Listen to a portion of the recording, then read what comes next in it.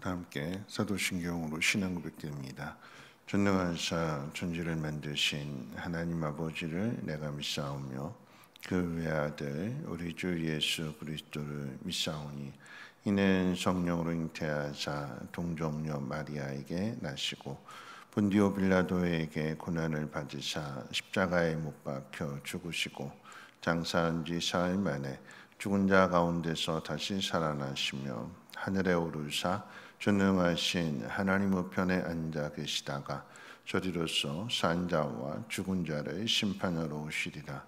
성령을 믿사오며 거룩한 공회와 성도가 서로 교통하는 것과 죄를 사하여 주시는 것과 몸이 다시 사는 것과 영원히 사는 것을 믿사옵나이다.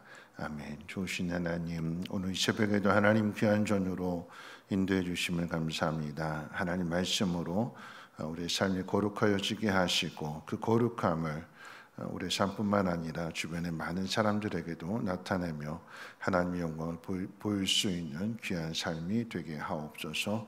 감사드리며 모든 말씀 예수님의 이름으로 기도합니다. 아멘. 하나님 말씀 봅니다. 하나님 말씀은 스가랴서 14장 12절로 21절까지 보시겠습니다. 스가랴서 14장 12절에서 21절까지의 말씀을 한 절씩 교독으로 읽겠습니다. 예루살렘을 친 모든 백성에게 여호와께서 내리실 재앙은 이러하니 곧 섰을 때에 그들의 살이 썩으며 그들의 눈동자가 눈 구멍 속에서 썩으며 그들의 혀가 입 속에서 썩을 것이요 그날에 여호와께서 그들을 크게 요란하게 하시리니 피차 손으로 붙잡으며 피차 손을 들어 칠 것이며 유다도 예루살렘에서 싸우리니 이때 사방에 있는 이방 나라들의 보화 곧 금, 은과 의복의 심이 많이 모여질 것이며 또 말과 노새와 낙타와 나귀와 그 진에 있는 모든 가축에게 미칠 재앙도 그 재앙과 같으리라. 예루살렘을 치러 왔던 이방 나라들 중에 남은 자가 해마다 올라와서 그 왕 만군의 여호와께 경배하며 초막절을 지킬 것이라. 땅에 있는 족속들 중에 그 왕 만군의 여호와께 경배하러 예루살렘에 올라오지 아니하는 자들에게는 비를 내리지 아니하실 것인즉 만일 애굽 족속이 올라오지 아니할 때에는 비 내림이 있지 아니하리니 여호와께서 초막절을 지키러 올라오지 아니하는 이방 나라들의 사람들을 치시는 재앙을 그에게 내리실 것이라.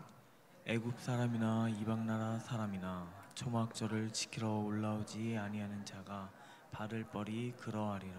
그날에는 말 방울에까지 여호와께 성결이라 기록될 것이라. 여호와의 전에 있는 모든 솥이 제단 앞 주발과 다름이 없을 것이니 예루살렘과 유다의 모든 솥이 만군의 여호와의 성물이 될 것인즉 제사 드리는 자가 와서 이 솥을 가져다가 그것으로 고기를 삶으리라.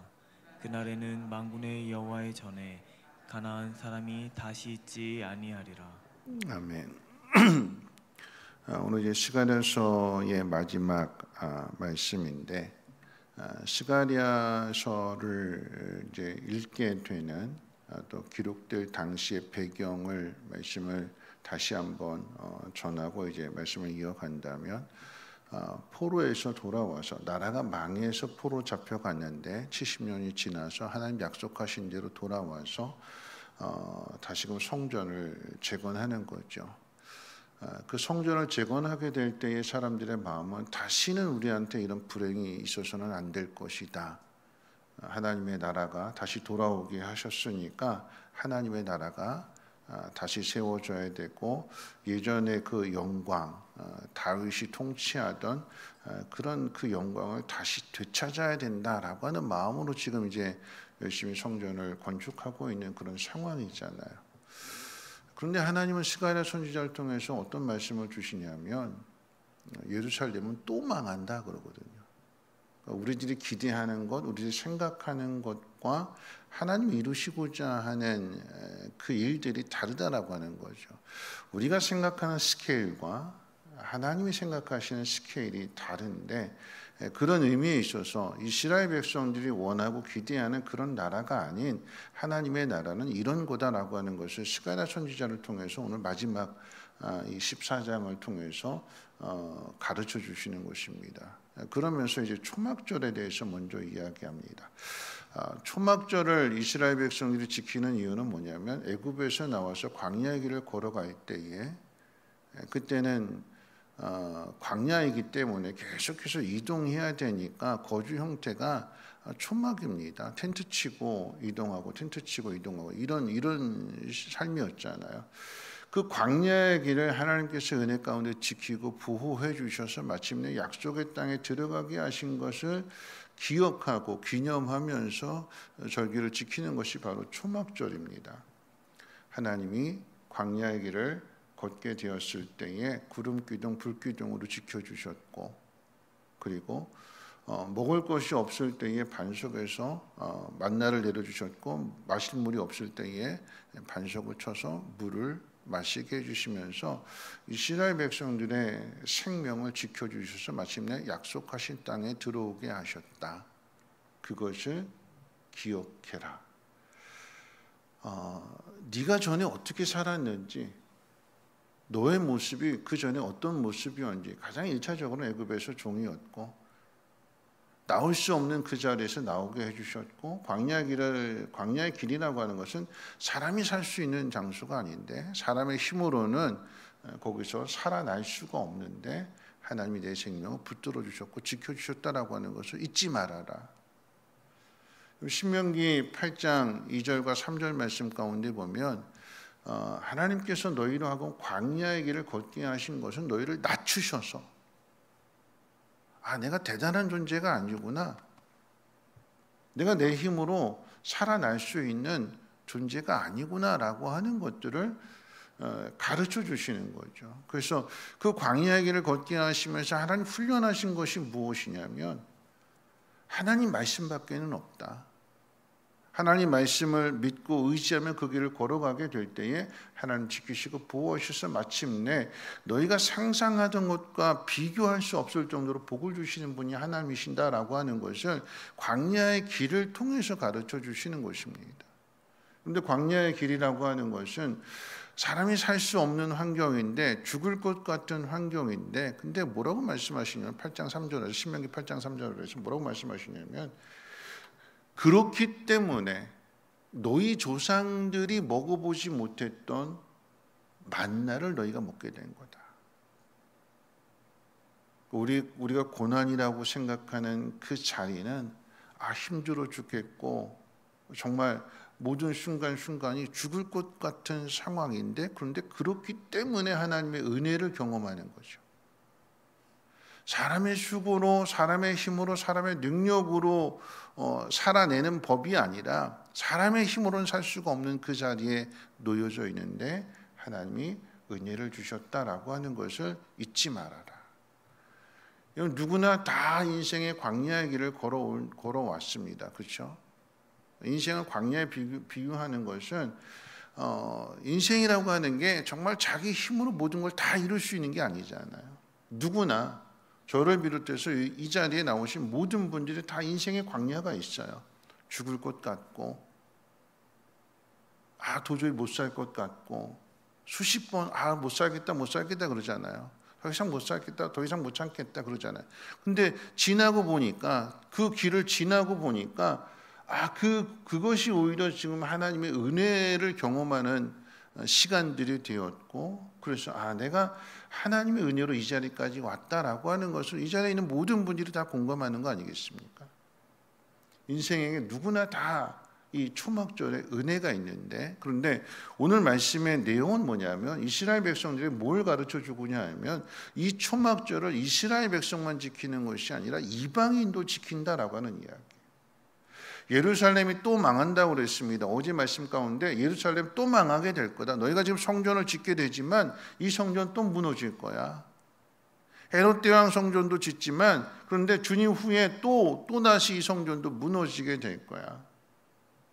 왜 성전을 무너뜨릴까? 이스라엘 백성들은 이 하나님의 나라가 이스라엘 백성들로 이루어져서 이스라엘 왕국을 세우는 것이고 이스라엘 백성들만 잘 살기를 바랬는데, 근데 하나님의 생각은 이스라엘 백성들만 잘 먹고 잘 사는 나라가 아니라 세상 모든 나라가 하나님의 영광을 보게 되는 것이고 세상 모든 민족이 구원을 받기를 원하시는, 그래서 예수님이 이 땅에 오셔서 십자가에 죽으시고 부활하시고 승천하실 때 제자들에게 땅끝까지 증인되라고 하신 거잖아요. 이방인의 초막절, 이방인의 초막절. 그래서 이스라엘 백성들만 지키는 초막절이 아니라 이방인들도 초막절을 지키게 되는데, 근데 여기 나오는 이방인은 두 종류로 나눠지게 됩니다. 뭐냐면 오늘 말씀 읽은 말씀 가운데 보면 예루살렘을 치러 오는 이방인들에게 재앙이 내려진대요.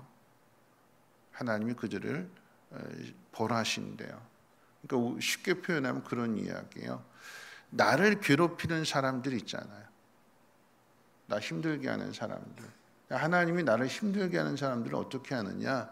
첫 번째 오늘 읽은 12절 말씀 가운데 보니까 나를 힘들게 한 사람은 하나님께서 그들에게 나를 힘들게 한 그대로 갚아주신대요.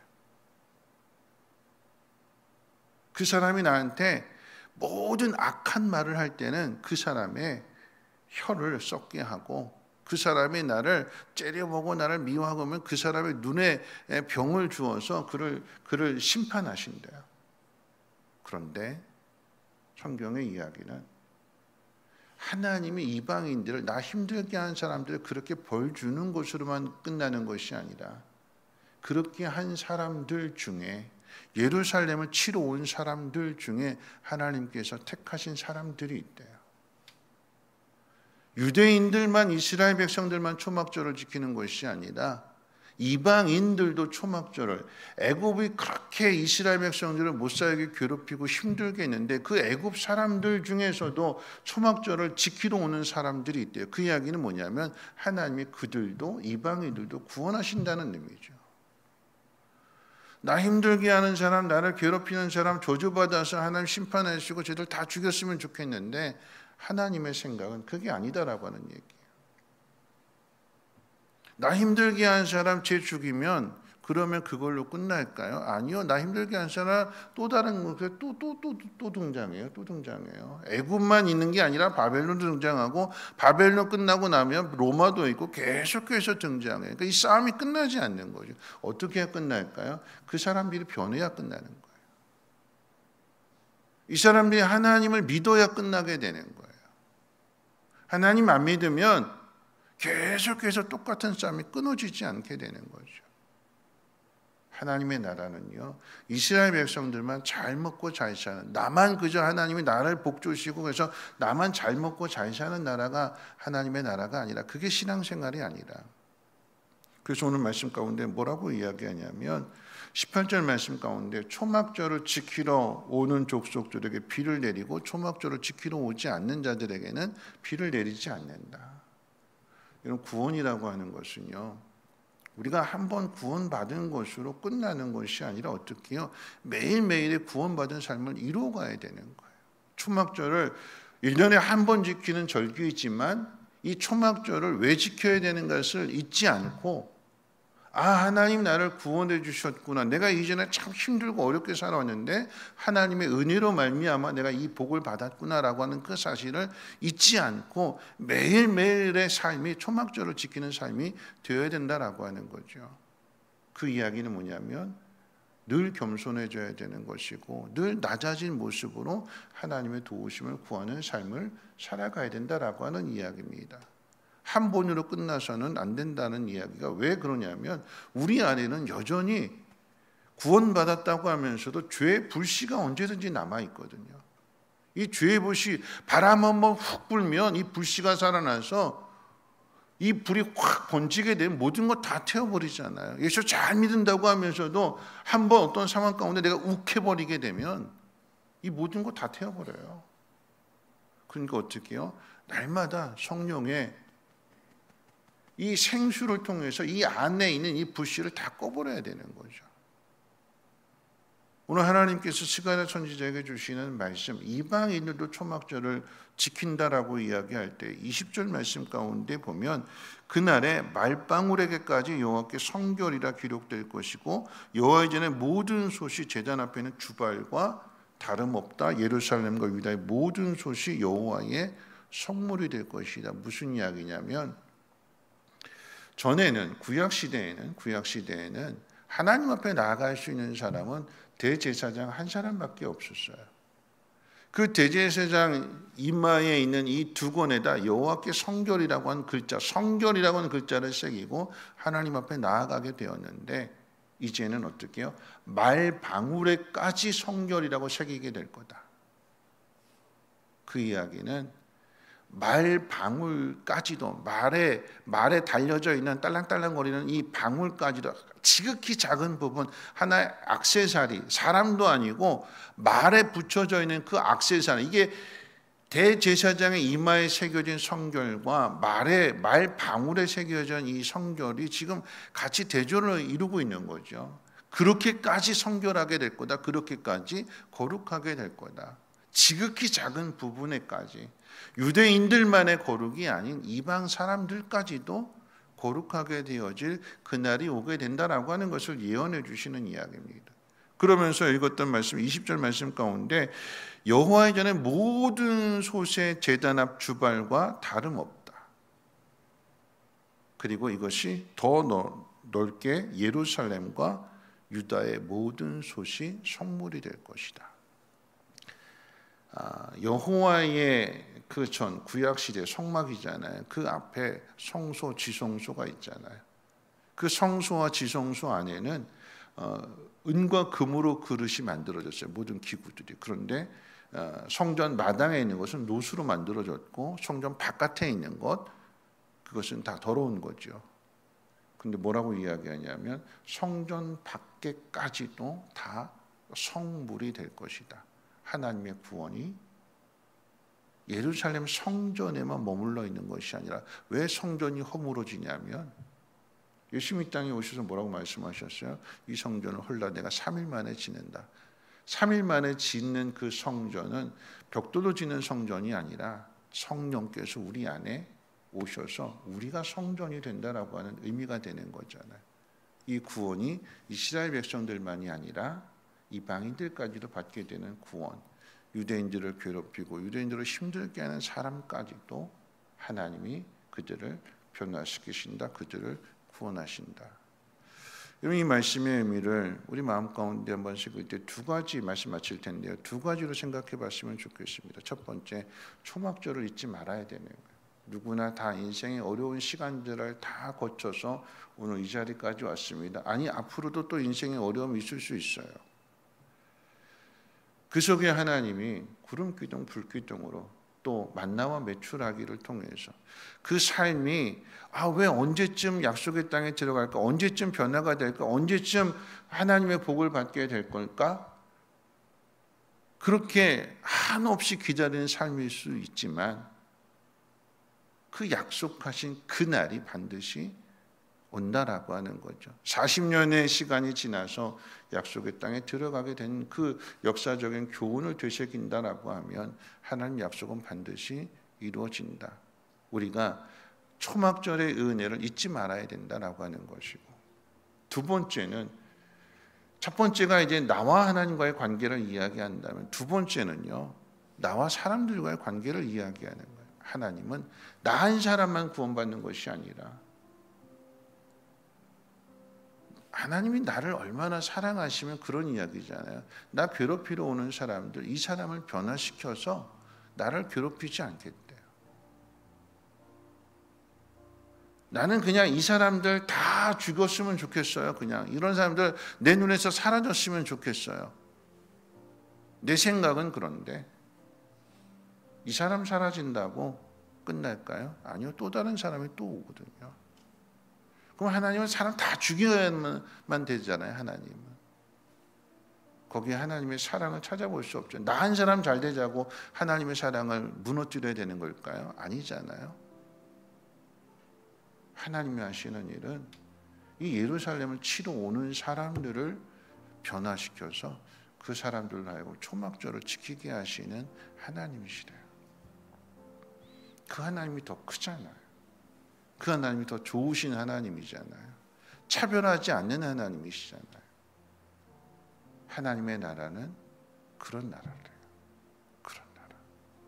하나님이 그렇게 하신다고 스가랴 선지자에게 약속해 주셨고, 그리고 약속하신 대로 예수님이 이 땅에 오셨고, 예수님이 하늘로 올라가시고 난 다음에는 성령을 우리 마음 가운데 부어주셨습니다. 우리가 어떤 삶을 살아가야 될 것이냐, 이 하나님의 나라를 이루어가는 삶을 살아야 되는 거죠. 나 혼자만 초막절을 지킬 것이 아니라 이방인들도 초막절을 지킬 수 있도록 복음을 전해야 되는 것이고, 하나님의 사랑을 전해야 되는 것입니다. 오늘 우리는 스가랴서의 마지막 장을 말씀을 들었지만 이 말씀이 이루어진 것을 확인하는 가운데서 이 말씀을 보고 있습니다. 하나님의 나라가 다시 오신다라고 하는 그 약속을 받은 우리들로서 이미 이 약속이 우리 가운데 이루어졌으니까 주님이 다시 오신다라고 하는 그 약속의 말씀을 붙들고 복음을 부지런히 전하고 하나님의 사랑을 전하는 삶을 살아갈 수 있는 우리 모두가 되시기를 주님의 이름으로 부탁을 드립니다. 우리 찬송가 236장 함께 찬송합니다.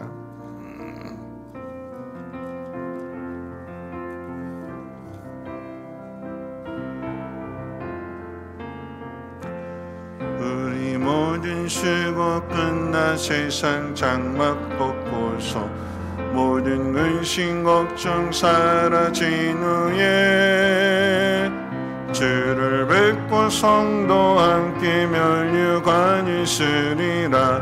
새 예루살렘에서 성도들이 함께 올 때 기뻐 노래하리라. 새 예루살렘 새 예루살렘 호산나를 높이 불러 왕의 왕을 맞으니. 새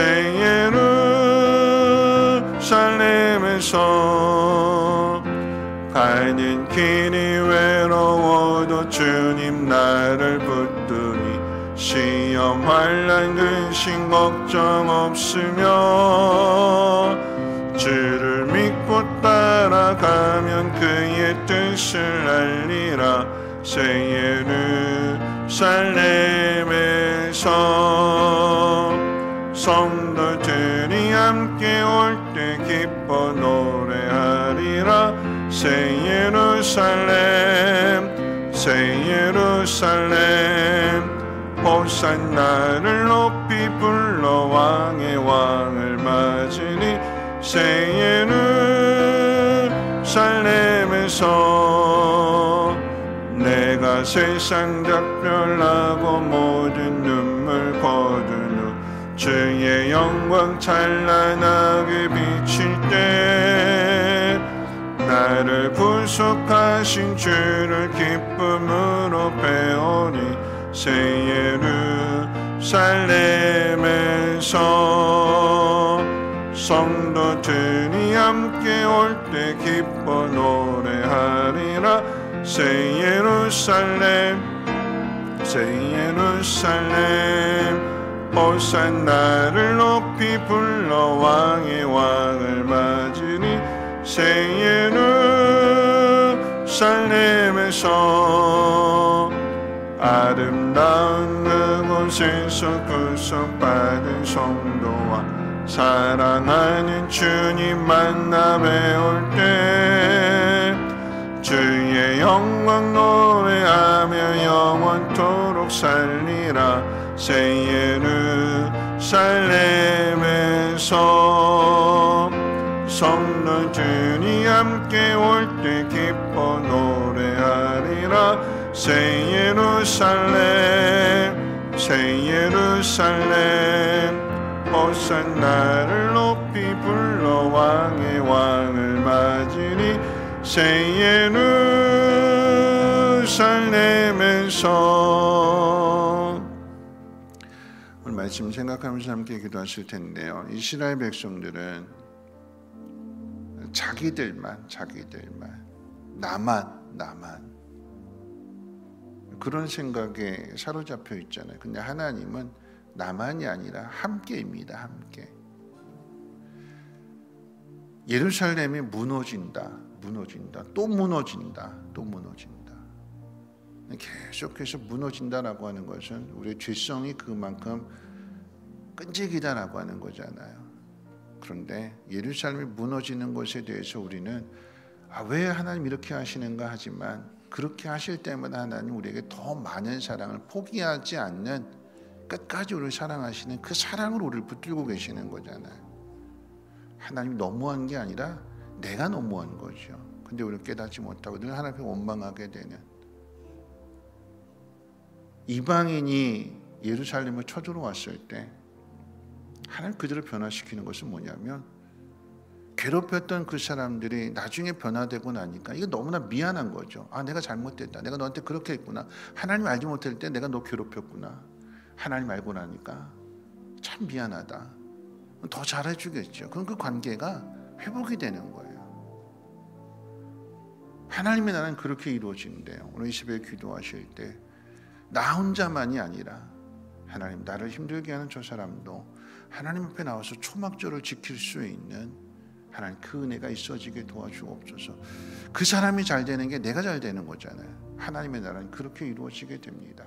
하나님, 가장 먼저는 내게 이루어진 이 초막절을 잊지 아니하게 하시고, 그리고 저 사람도 하나님의 큰 은혜 받아서 하나님, 저도 함께 초막절을 잘 지킬 수 있는, 그래서 하나님의 나라가 이루어지게 해달라고 이 시간 함께 통성으로 하나님 앞에 기도합니다. 사랑 많으신 하나님 아버지, 감사합니다. 하나님, 스가랴 선지자에게 주신 그 마지막의 말씀이 이스라엘 백성들만 초막절을 지키는 것이 아니라 이스라엘 백성이 지키는 그 초막절을 이방인도 지키게 될 것이라고 약속하셨습니다. 나 혼자만 구원받는 것이 아니라 나를 힘들게 한 사람도 하나님 구원해 주시고, 그래서 함께 하나님의 나라를 이루시겠다라고 하는 약속의 말씀입니다.